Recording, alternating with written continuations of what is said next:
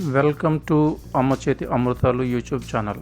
అమ్మ చేతి కమదనాన్ని రుచి చూసిన ప్రతి ఒక్కరూ సబ్స్క్రైబ్ చేయాలని మనవి. అందరూ బాగుండాలి, అందులో మేము ఉండాలి. మా పాప చేసే ఈ ప్రయత్నాన్ని ఆశీర్వదించి సబ్స్క్రైబ్ చేసి సపోర్ట్ చేయండి. Hi guys, welcome back to అమ్మ చేతి అమృతాలు.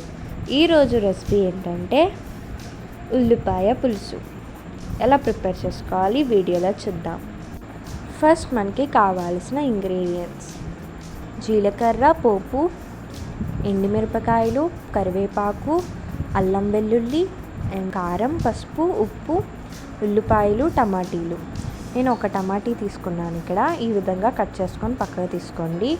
తర్వాత చింతపండు ఈ మాత్రం తీసుకొని వాటర్ వేసి నానబెట్టుకోవాలి.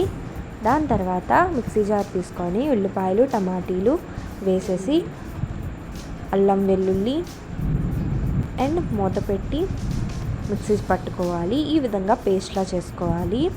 పేస్ట్ చేసుకున్న తర్వాత ఒక పక్కకు తీసుకోండి. అంతా ఒక పక్కకు తీసుకోండి. ఈ విధంగా పక్క తీసుకున్న తర్వాత స్టవ్ వెలిగించి ఒక బౌల్ పెట్టి ఆయిల్ వేసుకోండి. ఆయిల్ హీట్ ఎక్కిన తర్వాత దీంట్లోకి పోపు వేసుకోండి. జీలకర్ర పోపు, కరివేపాకు, ఎండుమిరపకాయలు, ఎల్లుల్లి వేసుకొని ఒకసారి బాగా కలుపుకొని వేపుకోవాలి. ఒక 1 మినిట్ ఈ విధంగా కలుపుతూ వేపుకోవాలి.